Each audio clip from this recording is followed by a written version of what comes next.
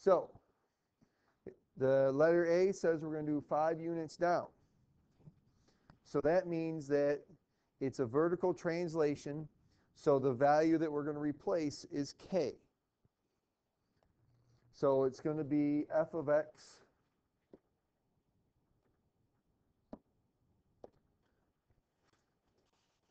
and since it's 5 units down, it's going to be plus k, so our transformation is going to be the absolute value of x minus 5. Because if it's a vertical translation, anything vertical, it happens to the function itself. The function in this case is absolute value. So that means we're going to take the whole function itself and subtract 5. Okay? So that means that all the y values are going to be 5 units less. Okay? So we'll take this graph here and we'll move it down 5. So we're going to take the vertex, okay? The point 0, 0 is our main point we're going to work with, and that's now going to be down here at negative 5. And then the slopes are positive 1 for the right-hand side, negative 1 for the left-hand side. So from that spot then, we're just going to draw our lines.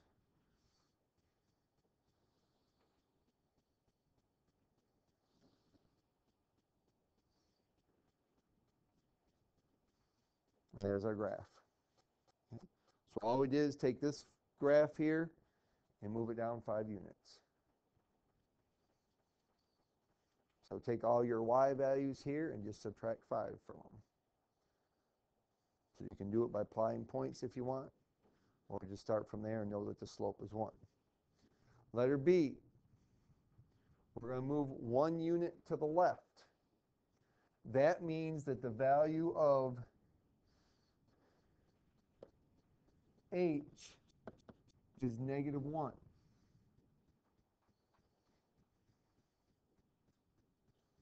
So this means that this transformation is going to be f of x minus a negative 1. Well, what's the same as subtracting the negative 1? Adding 1.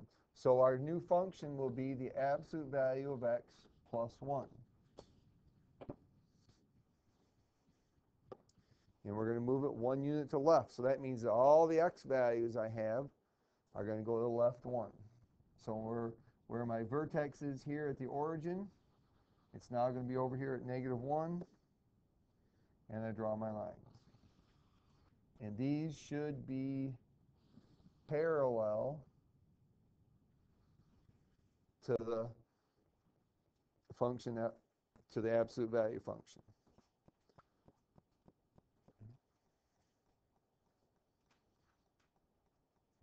So a reminder,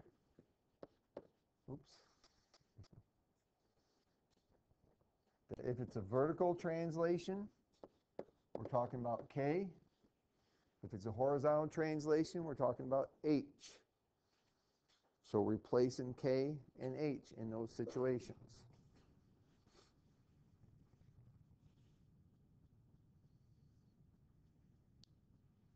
So I want you to, I don't want you to necessarily, you don't have to graph these, but I want you to write the new functions. If you need to graph them to see it, then that's fine. But I want you to just to write the function. All right, Nolan, what'd you get for letter A?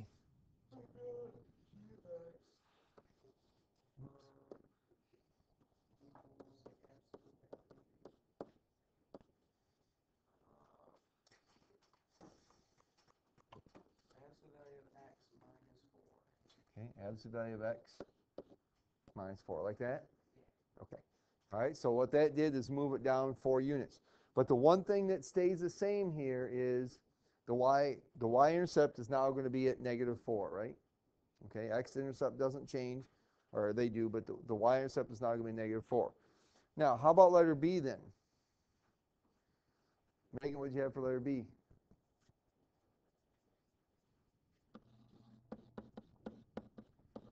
Is the x minus 2 inside the absolute value sign? Okay. All right, so absolute value of x minus 2. Now, that means that this graph then, I've taken this graph and I've moved it 2 units to the right, correct? Now, what I want you to think about is, where does this equal 0 now? At positive 2, right? So if I put positive 2 in here for x, what do I get? Okay, you get 0. So what I need to do is make sure that my graph matches this as far as where my zeros are concerned when you're talking about horizontal, because that's where the confusing part gets. Okay, so go back up here and look at this one again.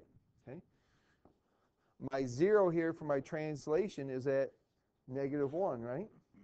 So if I put -1 in here for x, -1 plus 1 is 0, what I should get, okay? Because if you would have put -1 here, because it went to the left, then we would have had -1 minus 1 is -2, and that would be incorrect. So you can check your horizontal by making sure that you get 0 correctly with them. Okay? Yep. Vertical is just the y-intercept then. The y-intercept should be whatever your value of k is. Okay? All right? Okay, vertex form. Now this is something you're going to want to write down is, and this should make sense, okay?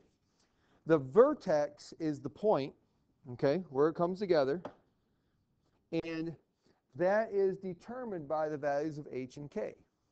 So I have f of x, or g of x equals the absolute value of x minus h plus k. And whatever the values of h and k are, that's where we've moved it from the origin, 0, 0, to that new point. Okay? So you can, if you know where the vertex is, then you can put the x value in for h, the y value in for k, and that will give you the new function in vertex form. The only thing that might be different is if we've done some stretching or compressing, and we'll talk about that in a minute. But first of all, for h and k, it's where the vertex is. Okay. So we're going to translate the graph of absolute value of x, don't spin, so that it's now at the point -1, -3. So we're going to move it. So if my vertex, is at -1, -3, so it's now here.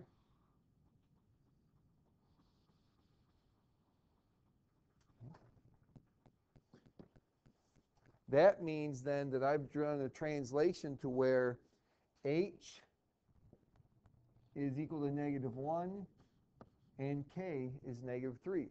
So the vertex is your x and y, obviously, but when I'm talking about the general form, it's the values of h and the values of k. So I can put in here then that g of x equals absolute value of x minus -1 minus 3, or absolute value of x plus 1 minus 3.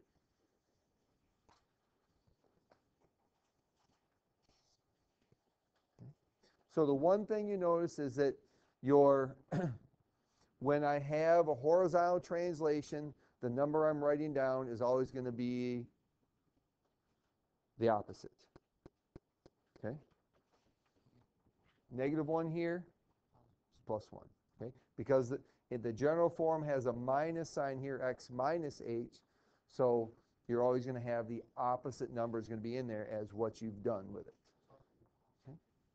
What's that? No, because if this was +1, -3, then it would have been x minus 1, minus 3. Well, if we put numbers in there, it's going to be positive regardless. Okay? If you put -3 in here, okay, so let's answer your question, okay? If x equals -3, okay, so if I put that in there, I get the absolute value of -3 plus 1 minus 3. Okay, what's the absolute value of this?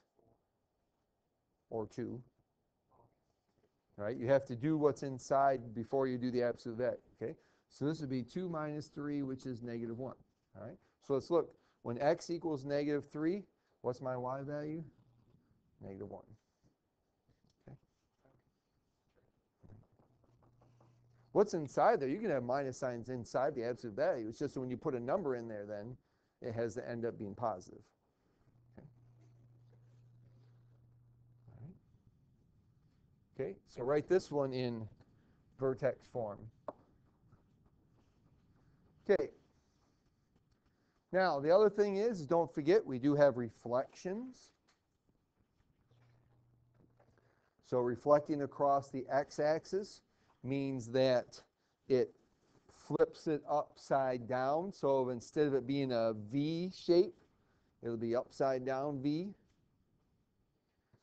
A reflection across the y-axis is going to give you the exact same graph, because they all would reflect onto where they were. Vertical stretch and compression is A, and that means we're going to take whatever that number is and we're going to multiply it by the whole thing.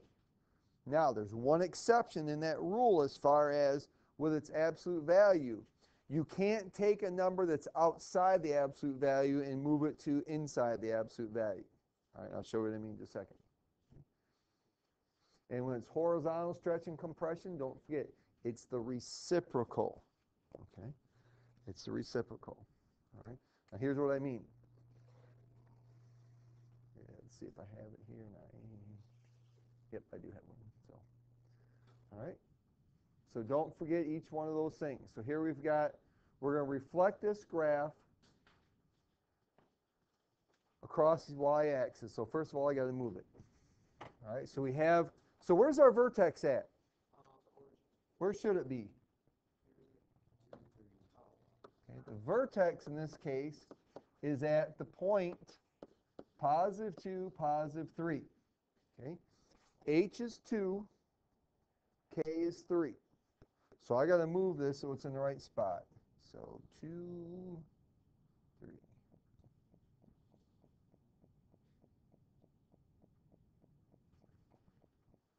Okay.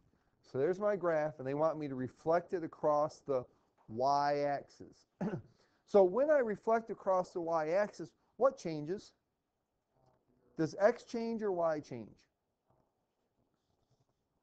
X does. So the x values become the opposite. So instead of my vertex, so my transformed vertex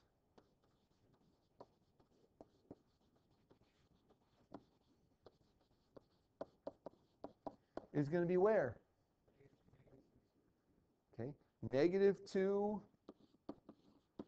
positive 3. The y value does not change in this case. Okay, when we do a horizontal translation, x changes, or reflection, x changes signs, but y does not.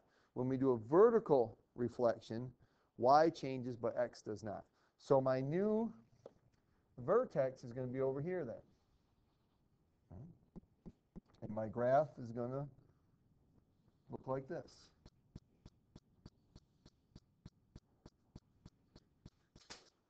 Okay. So the question is then, what's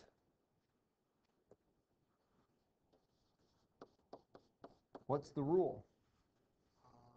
Okay, so let's go back up here and look at them. When I do a reflection across the y-axis, we're replacing x with negative x. Okay, we're replacing x with negative x. So the only thing that changes here is going to be the absolute value of negative x minus 2 plus 3.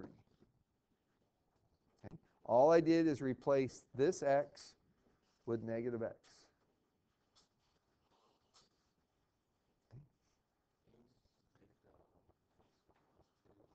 Nope, it's negative x minus 2. You leave it just like it is. Now, if we did a vertical reflection, all right, let's talk about that for a second.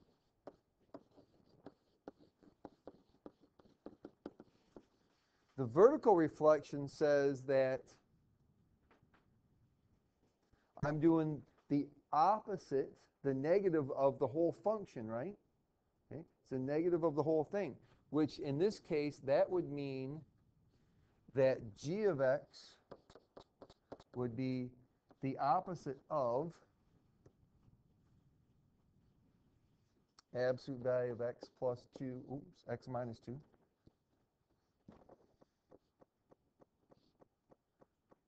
Plus 3. Okay.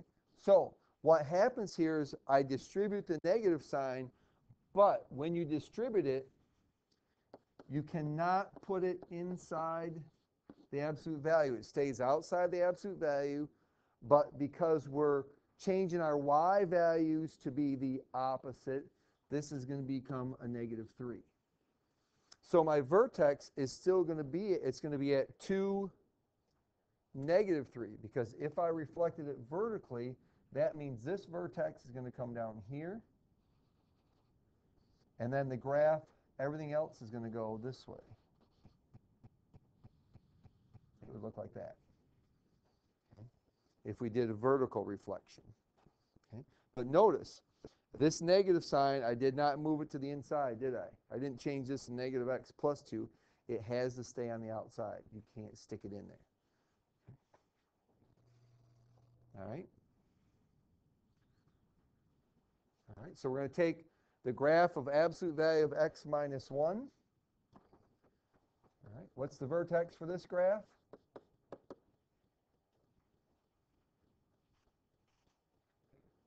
What's the value of h? There isn't one there, right? So that means it's 0, and the value of k is negative 1. So our vertex is at 0, negative 1. So I need to move my vertex. Oops.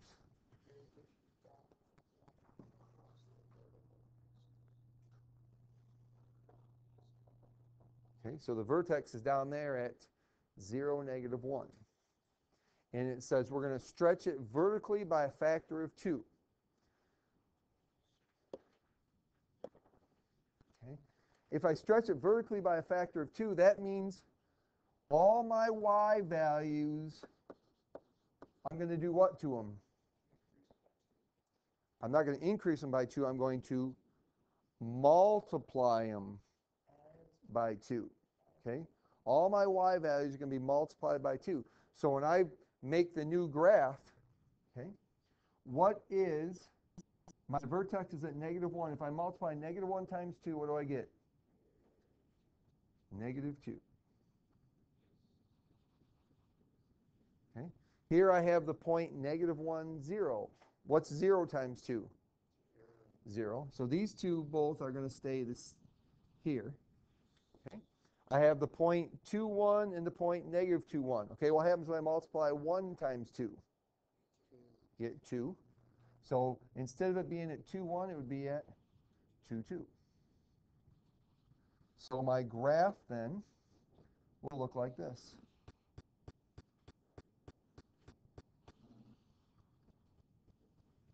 So what do we say about how those two graphs compare?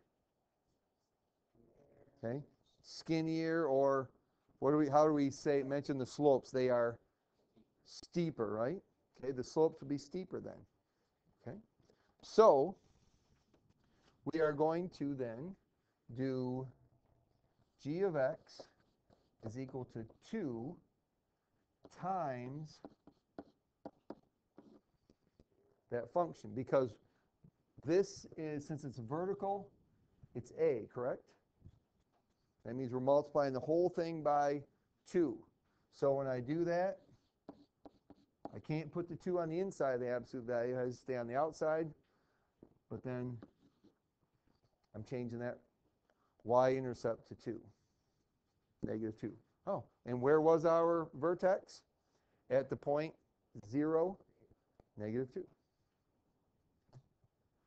All right, because if it's a vertical stretch, all we're doing is we're stretching the y values out. We're not stretching the x values, just the y values. Okay? If it was horizontal, then you would stretch the x values, and it would be on the inside. So if I said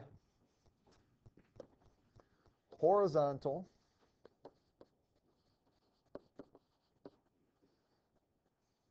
stretch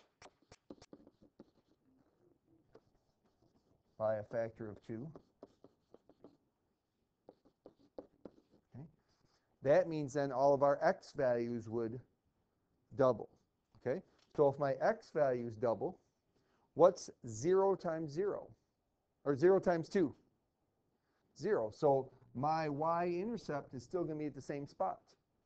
Okay? The vertex is actually going to be at the same spot still. Instead of a 1 here, I would have a 2. Instead of a -1, -2. And so the graph then would be less steep. Oops, I got one in there I don't want.